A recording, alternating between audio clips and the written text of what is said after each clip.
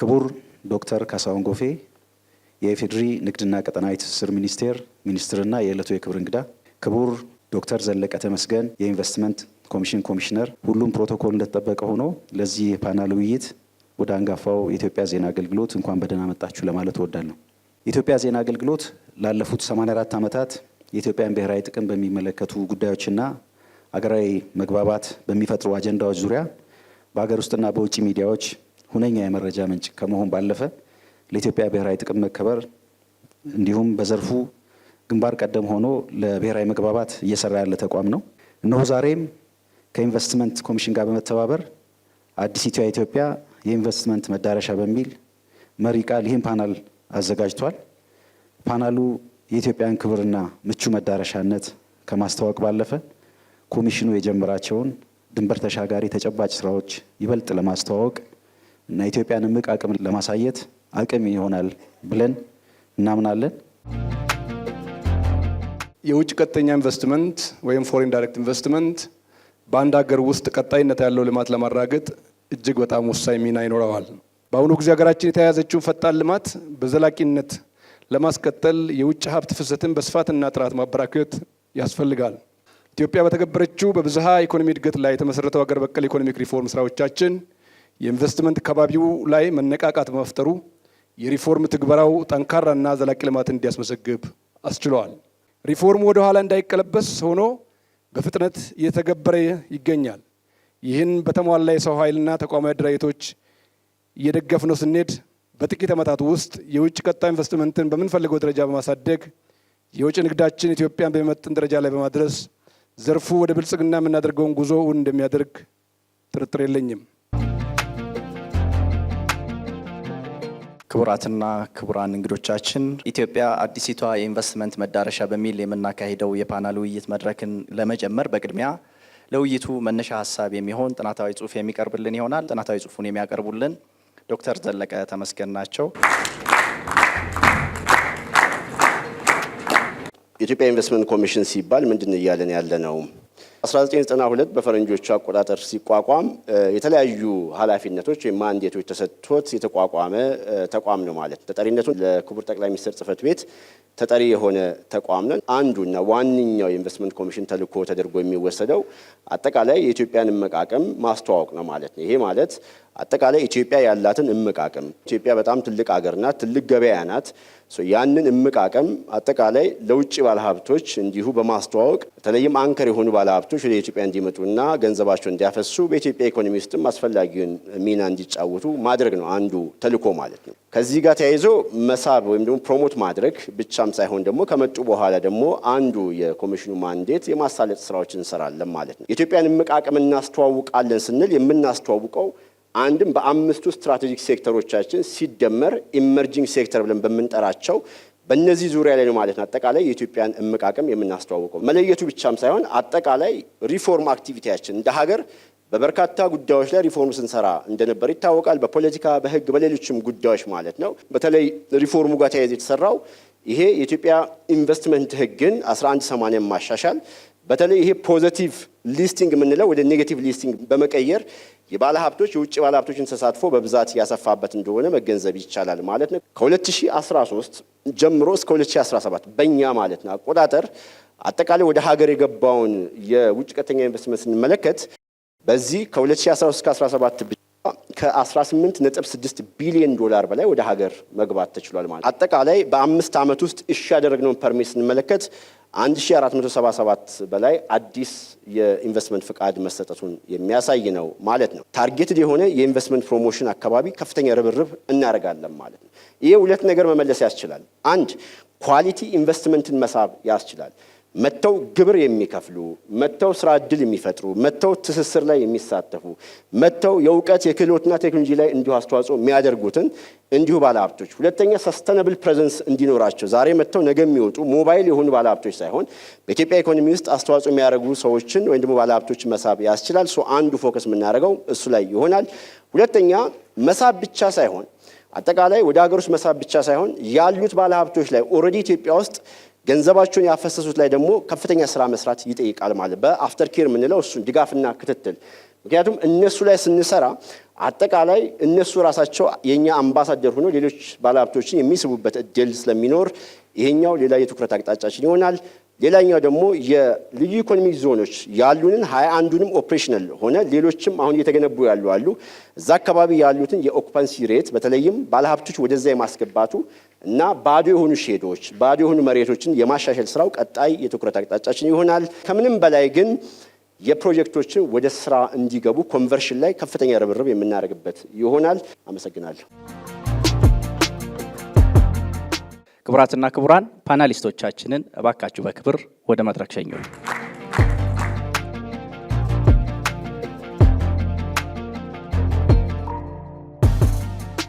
ሁሉም ፓናሊስት የውይይት መነሻ ሀሳብ የሚያቀርቡ ይሆናል። በቅድሚያ እድሉን የምሰጠው ለአቶ በረከት ነው። አቶ በረከት እንግዲህ በሀገር በቀል የኢኮኖሚ ማሻሻያ ስር ኢትዮጵያ የብዝሃ ዘርፍ ኢኮኖሚ አተያይ እየተከተለች ነውና ይሄ የብዝሃ ዘርፍ ኢኮኖሚ አተያይ በተለይ ኢንቨስትመንትን ከማሳደግ የማክሮ ኢኮኖሚውን ከማነቃቃት አንጻር ምን አይነት ተጨባጭ ለውጥ አመጥቷል ይላሉ? ስለ ዘርፈ ብዙ የኢኮኖሚ አቅጣጫ ስናወራ በመሰረታዊነት የሚመጣው የሀገራችንን ሪዚለንስ እና ሉዓላዊነትን ማስከበርም ጭምር የሚገናኝ ነው። በተለይ እንደኛ አይነት ትልቅ ሀገር ትልቅ ገበያ ያለው ሀገር እምቅ አቅሙ መጠቀም አለበት። በራሱ ያለው ሰፊ ህዝብ ገበያ ሊሆን የሚችል ነው። ከዛ አንጻር በዘርፈ ብዙ አቅጣጫ እየተከተልን ያለው የኢኮኖሚ አቅጣጫ ይህንን የሚደግፍና የተወዳዳሪነታችን የሚያሳድግ ከዛም ባለፈ ደግሞ በቀጣይነት በአምራች ዘርፎች ሉዓላዊነታችንን እንድናረጋግጥ ማዕቀፍ ሆኗል ማለት ነው። በዚህ ውስጥ እንግዲህ ለፕራይቬት ኢንቨስትመንት ምን አይነት አስተዋጽኦ አድርጓል ይሄ እይታ የሚለውን ካየን በሁሉም ዘርፍ እምቅ አቅም ያላቸው የግል ዘርፎች አስፈላጊው ድጋፍ ኢንተርምስ ኦፍ ኢንቨስትመንት ኢንሴንቲቭ ሌሎች ሰፖርቶችም እንዲያገኙ ለማድረግ ማዕቀፍ ፈጥሯል ማለት ነው። የመንግስትንም ሮል ሰምሃው ሪኦረንት አድርጓል።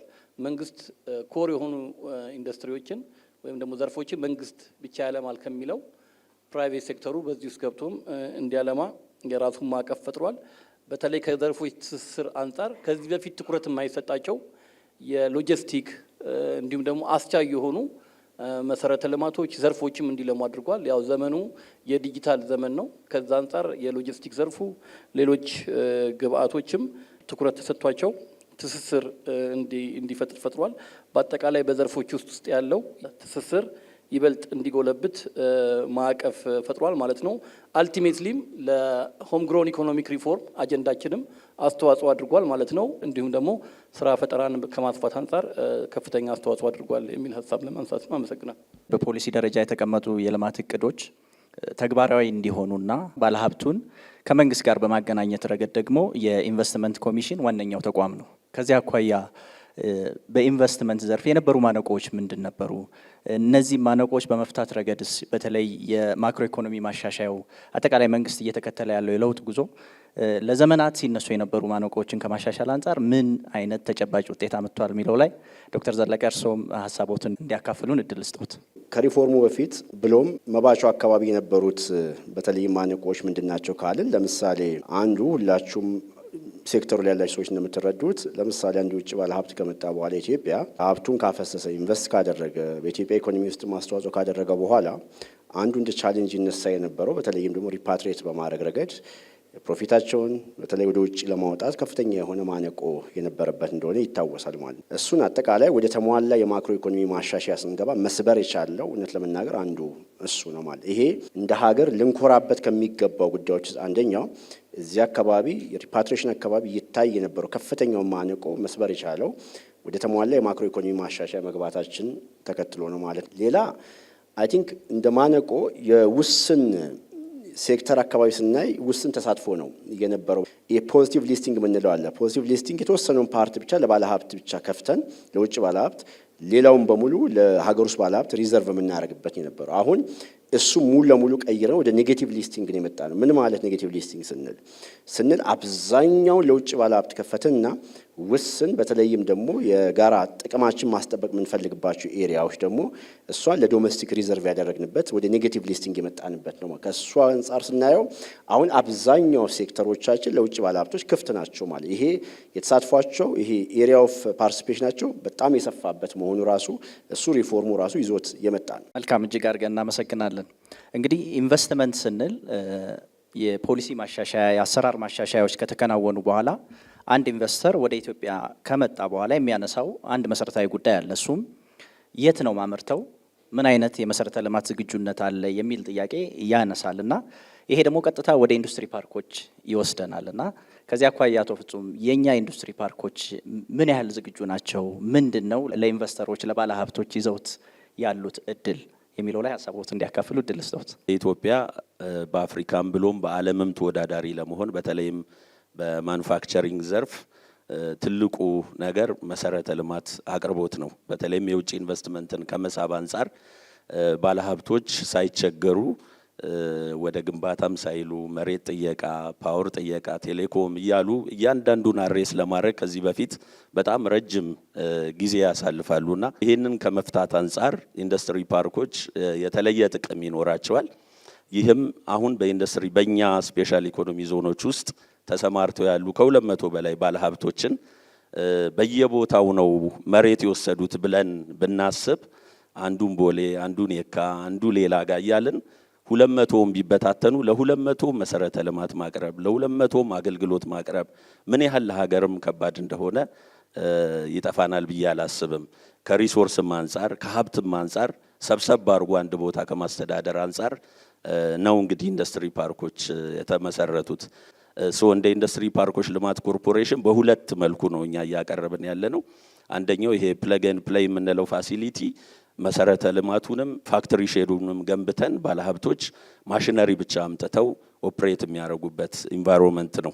ሌላኛው ደግሞ መሰረተ ልማቱን ሆሪዞንታል ኢንፍራስትራክቸሩን ዴቨሎፕ አድርገን ቨርቲካሉን ደግሞ ባለሀብቶች እንደየሴክተራቸው ኔቸር የራሳቸውን ፋብሪካ ሼድ በመገንባት ከተገነባው ሆሪዞንታል መሰረተ ልማት ጋር ኮኔክት በማድረግ የሚሰሩበት ነው። ሌላኛውና ኢምፖርታንቱ ከኢንቫይሮንመንት አንጻር ብዙ ምርቶች ኢንተርናሽናሊ አክሰፕትድ እንዲሆኑ ኢንቫይሮንመንታል ኢሹን አድሬስ ማድረግ አለባቸው። ከዚህ አንጻር የተሰራው የትሪትመንት ፕላንት በየልዩ ኢኮኖሚ ዞኖቻችን ላይ የዌስት ወተርን ከባለ ሀብቱ ወስዶ አጣርቶ ለድጋሚ ጥቅም የሚያውሉ በጣም ትልልቅ መሰረተ ልማቶች በየልዩ ኢኮኖሚ ዞኖቹ ገንብተናል። ይህም እንደ ሀገር ለኢንቫይሮንመንት የገባነውን ኮሚትመንት ያሳያል አንደኛው። ሁለተኛው ኢንቨስትመንቶቻችን አካባቢውን ፖሊዩት እንደማያደርጉ ማረጋገጫ ነው። ሶስተኛውና ኢምፖርታንቱ ግን ባለሀብቶቻችን ዓለም አቀፍ ማርኬት ላይ ተወዳዳሪ መሆን እንዲችሉ አንዱ ትልቅ ሚና የሚጫወት ነው ማለት ነው። የገዳ ልዩ ኢኮኖሚ ዞን እንደ ማሳያ እንውሰድና በገዳ ልዩ ኢኮኖሚ ዞን ውስጥ ለሚገቡ ባለሀብቶች መግባት ለሚፈልጉ ኢንቨስተሮች ምንድነው የተለየ ነገር ያለው? ከነባሮቹ ኢንዱስትሪ ፓርኮች የተለየ ነገር ምን አላቸው የሚለውን ሀሳብ እንዲያካፍሉ አቶ ሞቱማ ለእርሶ እድሉን ልስጥ። ስፔሻል ኢኮኖሚክ ዞኖች በውስጣቸው ኢንዱስትሪ ብቻን ሳይሆን ነፃ ንግድ ቀጠናንም በውስጣቸው እንዲይዙ ነው።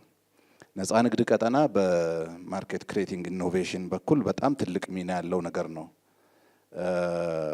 ኢንዱስትሪዎች ምርታቸውን ራሱ የሚሸጡበት ቦታ እዚህ ሀገር አምርተውም ከውጭም ሊመጣ ይችላል ፎር ዛት ማተር የሚሸጡበት ቦታ ሊኖራቸው ይገባ ነበር። ከዚህ በፊት ይሄ ዝግ ነበረ። ይሄን ባለማድረጋችን ኢትዮጵያ በጣም የተጎዳችበት ነበረ ማለት ነው።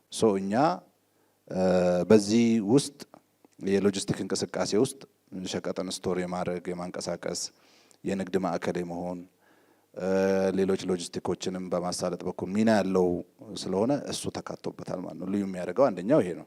ሌላው አግሮ ፕሮሰሲንጎችንም በውስጡ አይሲቲ ፓርኮችን በውስጡ ያካትታል። በተጨማሪም ራሳቸው መኖር የሚችሉበትና መስራት የሚችሉበት ሊኖሩበት የሚችሉበትም አካባቢ የሚፈጥር ኢኮሲስተሙን የሚፈጥር ማለት ነው። ስፔሻል ኢኮኖሚክ ዞን ያንን ታሳቢ ያደርጋል ማለት ነው። ከተቋቋመን አጭር ጊዜ ቢሆንም እንኳን በዚህ አመት ወደ 28 ኢንቨስተር ነው ያስገባ ነው። ያ ማለት ትሬንዱ በጣም ፕሮግሬሲቭሊ እየጨመረና የኢንቨስትመንት ከባቢ ሁኔታው እየተሻሻለ የመጣና ኢትዮጵያ በእርግጥም የኢንቨስትመንት መዳረሻ የምትሆን ሀገር መሆኑን የሚያሳይ መሆኑን ማየት ይቻላል። እጅግ አድርገን እናመሰግናለን አቶ ሞቱማ። እንግዲህ እስካሁን ባለው የፓናል ሂደታችን በመንግስት ያለው የፖሊሲ ዝግጁነት፣ የአሰራር ማሻሻያ ዝግጁነት እንዲሁም የመሰረተ ልማት ዝግጁነትን አይተናል። እነዚህ ሁሉ ካየን ባለሀብቱስ ምን ይላል የሚለው ደግሞ መነሳቱ አይቀርምና ሚስተር ሀርሽ ኢትዮጵያ ውስጥ ኢንቨስት ማድረግ ምንድን ነው እድሉ? አሁን እቺ ጊዜ ለኢትዮጵያ በጣም ምቹ የሆነች ጊዜ ናት። ድሮ ባለስልጣኖች የነበሩት ዛሬ አገልግሎት ሰጪ ሆኗል። በአመለካከት መንገድ ማለት ነው፣ ያው በአይምሮ ማለት ነው። ስልጣናቸው እዛ ሆኖ ወይም እየጨመረም ቢሆን ላይክ በሀሳብ ስልጣን አገልግሎት የመስጠት አቅም ሆኗል። ይሄ ትልቅ ለውጥ ነው። ይሄ የአመለካከት ትልቅ ለውጥ ነው እና ኢትዮጵያን በጣም ወደፊት እያራመዳት ነው ያለው። የኢትዮጵያ ኢንፍሌሽን ሲንግል ዲጂት ላይ ናት ሚል አንድ ስታቲስቲካ ያለኝ፣ ግን እድገቱ ዳብል ዲጂት ነው። ያ ማለት እድገታችን ከኢንፍሌሽን እየበለጠ ነው።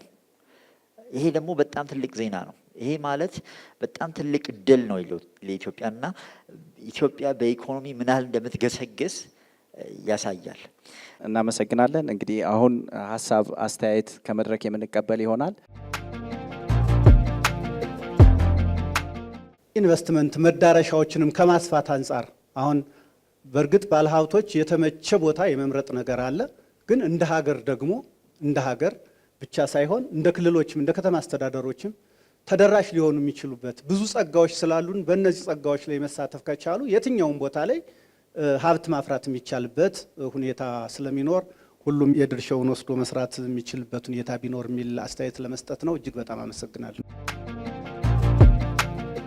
ብዙ ባለሀብቶቻችን በእርሻም በተለያዩ ነገሮች ቦታ አጥሮ ያስቀምጣሉ ወስደው የማይሰሩ።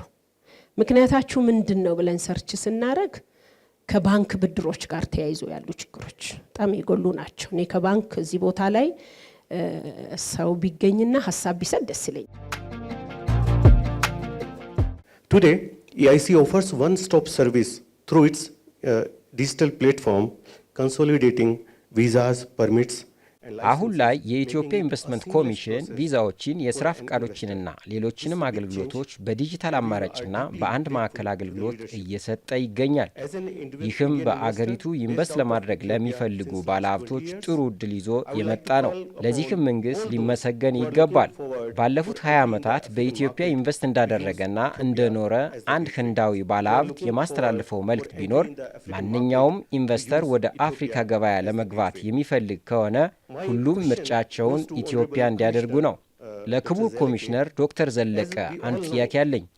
ሁላችንም እንደምናውቀው የቢሾፍቱ ዓለም አቀፍ አውሮፕላን ማረፊያ በአመት 110 ሚሊዮን መንገደኞችን የማስተናገድ አቅም ያለውና በአፍሪካ ግዙፍ የአቪዬሽን ማዕከል ሲሆን 12.5 ቢሊዮን ዶላር ታቅዶ ግንባታው እየተካሄደ ይገኛል። ይህ የኢትዮጵያን የኢኮኖሚ ገጽታ እንደሚቀይረው ይታወቃል። ይህ ግዙፍ ፕሮጀክት ለአነስተኛና መካከለኛ የውጭ ባለሀብቶች በተለይም በማኒፋክቸሪንግ፣ በአገልግሎትና በእውቀት ሽግግር ዘርፎች ምን አይነት የኢንቨስትመንትና የንግድ ዕድሎችን እንደሚፈጥር ቢያብራሩልን። አመሰግናለሁ። Foreign investors, particularly in manufacturing, service and knowledge sectors. Thank you. የንግድ ከባቢን ምቹ ማድረግ በወርልድ ባንክ ኢንዲኬተሮች የተቀመጡ መለኪያዎችን አስቀምጠን ኢትዮጵያን ብንመለከት ስቲል ኢትዮጵያ ያለችበት ስታተስ በመለኪያዎቹ ያነሱ ናቸው። ስለዚህ አሁን ላይ ምቹ የሆኑ የፖሊሲ ዳይሬክሽኖች አሉ። ሆኖም ግን ሲምለስ የሆኑ የአሰራር ስርዓቶችን ከመፍጠር አንጻር በጣም ብዙ የምንሰራቸው በርካታ ስራዎች እንዳሉ ይሰሙኛል። ከዚህ አንጻር ወደ መንግስት የምንጠቁመው እጅ የለንም። በጋራ የፕራይቬት ሴክተሩም መንግስትም በጋራ መስራት የሚጠበቅበት ጊዜ ላይ ነው ያለነው ብዬ አስባለሁ። ምቹ ከባቢ ብለን ስንል ከፍተኛውን ድርሻ የሚወስደው ሰው ነው። ሰራተኞች የስራ ዲሲፕሊን ኤቲክስ እንዲኖራቸውና ኢንቨስተሮች ሲመጡ የማያፍሩብን ኤቲካል የሆኑ ዜጎች እንዲኖሩን በማሰብ ምን እየተሰራ ነው? እሱ በጣም ክሪቲካል ነው ብዬ ስለማስብ አመሰግናለሁ። እጅግ አድርገን እናመሰግናለን። ያው በርካታ ሀሳቦች ነው የተነሱት። መልስ እንድሰጡ እድል እሰጣለሁ። ያው አሁን ያለንበት የማክሮ ኢኮኖሚክ ኢንቫይሮንመንት ቀደም ብሎ መንግስት የፋይናንሻል ሴክተሩን በቀጥታ ዳይሬክት የሚያደርግበት ዘመን አልፏል። የፋይናንሻል ሴክተራችን በገበያ ውስጥ ተወዳዳሪ ለሆኑ ዘርፎች አዋጭነታቸው ለተረጋገጡ ዘርፎች ፋይናንስ የሚያቀርብበት ነው። በዛ ውስጥም ሆኖ ግን ባለፉት ዓመታት ብናይ በተለይ በኢንዱስትሪ ለኢንዱስትሪ፣ ለግብርና፣ ለአምራች ዘርፎች እየተሰጠ ያለው ብድር በከፍተኛ ሁኔታ አድጓል። ያ ማለት ግን ያለውን ሁላ ባክሎግስ ወይም ደግሞ ፍላጎት አድረስ ማድረግ እንችላለን ማለት አይደለም። በአንድም በሌላ መልክ ፕራዮሪቲ አድርገን የለየናቸው ዘርፎች ፋይናንስ ሞቢላይዝ ማድረግ ከሀገር ውስጥ የፋይናንስ ምንጭ ብቻ ሳይሆን ከውጭም ላይ በጣም ማተኮር እንዳለብን የሚያሳይ ነው። በተለይ ኢምፖርት ሰብስቲቱሽንም ስንል ፕራይመሪሊ ኢንቨስተሮቻችን የሀገር ውስጥ ኢንቨስተሮች ብቻ ይሆናሉ ማለት አይደለም። የውጭ ኢንቨስተሮችም ኢምፖርት ሰብስቲቱት የሚያደርጉ ምርቶች ላይ ሊሰማሩ ይችላሉ። ያ ተጨማሪ አቅም ይፈጥርልናል። ከዛም ባለፈ ደግሞ እነዚህ ኢምፖርት የሚተኩ ኢንዱስትሪዎች እንደ እርሾ ሆነውም በቀጣይም ግሎባሊም ኮምፒት የምናደርግበት ሪጂናሊም ማቅረብ የምንችላቸው ምርቶች የምናቀርብበት ይሆናል። በአጠቃላይ ግን ፋይናንስ አቅርቦቱ በጣም እየተሻሻለ ነው። በአዲሱ ኢንቫይሮንመንት ውስጥ መንግስት በተሻለ ሁኔታ ኢንዱስትሪው በተለይ ማኒፋክቸሪንግ ሴክተር ኢንቨስተሮች ፋይናንስ እንዲያገኙ የሚያስችሉባቸው ማዕቀፎች ምቹ ሁኔታዎች መፍጠር አለባቸው። ዋናው ግን አዋጭነታቸው በጣም ዲተርሚን ስለሚያደርግ እንዲሁም ደግሞ የተጠራቀሙ ችግሮች እዛ ላይ ኢምፓክት ሊያሳድሩ ይችላሉ። በቀጣይ ግን እየተሻሻለ እንደሚሄድ እምነታችን ነው ማለት ነው። የቢዝነስ ከባቢ በምንድን ነው የሚመጣው? በምንድን ነው ተገማች የሆነ ቢዝነስ ከባቢ የምናመጣው ከተባለ አንዱ በህግ ነው የምናመጣው ማለት ነው። በተለይ ማነቆ የሆኑ ችግር ፈቺ ሳይሆን ችግር ፈጣሪ የሆኑ ህጎችን እነሱ ማሻሻል፣ በተለይ ደግሞ አስፈላጊ የሆኑ ህጎች ደግሞ ሲኖሩ ደግሞ እነሱ እንደ አዲስ ኢናክት በማድረግ አንዱ በህግ ነው የሚመጣው ማለት ነው። ነገር ግን ህግ ብቻውን ደግሞ በቂ አይደለም። ህግ አንደኛው ነው። ነገር ግን ደግሞ እነዚህ ህጎች ወደ መሬት እንዲወርዱ ደግሞ አጠቃላይ አሰራርን ማሻሻል ብሎም ተቋማት አካባቢ ያለውን ቢሮክራሲ ደግሞ መበጣጠስና ተገማች የሆነ በጣም ፈጣን አገልግሎት መስጠት ደግሞ ያስፈልጋል። ከአሰራር ስርዓታችን ጋር ደግሞ የሚገናኙ ጉዳዮች አሉ ማለት ነው። ሁለተኛው፣ ሶስተኛ ያወጣናቸውን ህጎችን ጭምር ደግሞ ምንድነው መተግበር መቻልም ሌላኛው ቢዝነስ ከባቢን የሚያሻሽልበት ኢንቫይሮንመንት ነው። ነገር ግን ቢዝነስ ከባቢ ሲባል ኦቨርናይት የምናሻሽለው ጉዳይ አይደለም። ባይዘ የትኛውም የኢትዮጵያንም ሌሎችንም ሀገራትን ልምድ አንስተን ስንመለከት የቢዝነስ ከባቢ ለሚሻሻለው በአንድ ምሽት አይደለም ማለት ነው። ይህ ፕሮግረስ ነው። ነገር ግን በዚህ ውስጥ የኢትዮጵያ መንግስት ቁርጠኛ ነው ካለን ቁርጠኝነቱንማ በተግባር እያሳየን ያለ ነው። በህግ ማሻሻያዎቹ፣ በሌሎችም ጉዳዮቹ፣ በቢዝነስ ክላይሜት ሪፎርማችንም ቁርጠኝነቱ መንግስት እያሳየ ያለበት ነው። ከዛ ባሻገር ተጨባጭ የሆኑ ውጤቶች ቅድም ከባለሀብት ቅድም ሲያነሳ እንደነበረው ሀርሽ ተጨባጭ የሆኑ ውጤቶችም እያየንበት ነው ያለ ነው። Mr. Raj, you mentioned about the Bishoftu project. The Bishoftu International Airport is one of the mega projects that we have. ከቢሾፍቱ ዓለም አቀፍ አውሮፕላን ማረፊያ ጋር ተያይዞ የተነሳውን ጥያቄ ለመመለስ ያህል ፕሮጀክቱ በዚህ ሀገር ውስጥ በግንባታ ላይ ካሉን ግዙፍ ፕሮጀክቶች አንዱ ነው። በፕሮጀክቱ ስራ ላይ በርካታ የውጭ ኢንቨስተሮች በተለያየ የስራ ዘርፎች ላይ ገና ከመጀመሪያው ጀምሮ እየተሳተፉ ነው።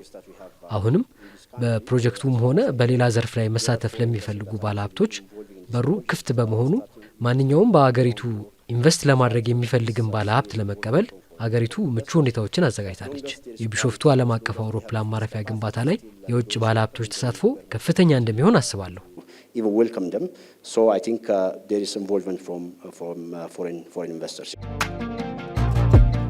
የሰራተኛ የስራ ባህል ወዘተ የተመለከተ ለማንሳት ሞክሯል። የኛ ሰራተኛ አክቹአሊ ሪላቲቭሊ ከሌሎች አንዳንድ አፍሪካ ሀገሮች አብዛኛው አፍሪካ ሀገሮች ሲታይ ሪላቲቭሊ በጣም የተሻለ ነው፣ እውነቱን ለመናገር ማለት ነው። ታታሪ ነው፣ ዲሲፕሊን ነው፣ ስራ መስራትም ደግሞ ይችላል፣ መማርም ይችላል። ሃይ ስኪልድ የሆኑ ነገሮችም ላይ ተሳትፎ መስራት የሚችል የስራ ባህል ያለው ሰራተኛ አለ ማለት ይቻላል። አንዳንድ ኢንዱስትሪ ፓርኮች ውስጥ እኛ ጋም ስፔሻል ኢኮኖሚክ ዞኖች ውስጥ በግልም በአይፒዲሲም ስር ካሉት ስፔሻል ኢኮኖሚክ ዞኖች ውስጥ በፈረቃ ጠይቀው የሚሰሩ ሰራተኞች አሉ። ፈረቃ አርጉልንና እኛ ማታ ገብተን እንስራ እድሉ ይፈጠርልን ብለው የሚሰሩ ሰራተኞች አሉ። ማለት ስራ ፍላጎቱ አለ ማለት መለወጥ የሚፈልግ አለ። ፕሮዳክቲቪቲ ላይ ግን ምርታማነት በጣም ፕሮዳክቲቭ የሆነ ተወዳዳሪ የሆነ አቅም መፍጠር ግን ብዙ ስራ ይፈልገናል ለማለት ነው። ከኢቲክስ ጋር የተያያዙ ሌሎች ነገሮች ላይ ደግሞ በውይይት የሚፈቱ ናቸው አብዛኞቹ። በስራ ቦታ ግጭት ሊፈጠር ይችላል፣ አለመግባባት ሊፈጠር ይችላል። ብዙ ነገሮች አሉና በውይይት የሚፈቱ ይሆናሉ ማለት ነው። እኛም ያጋጠሙን ነገሮች በውይይት ለመፍታት ጥረት እያደረግን ያለንበት ሁኔታ አለ ማለት ነው።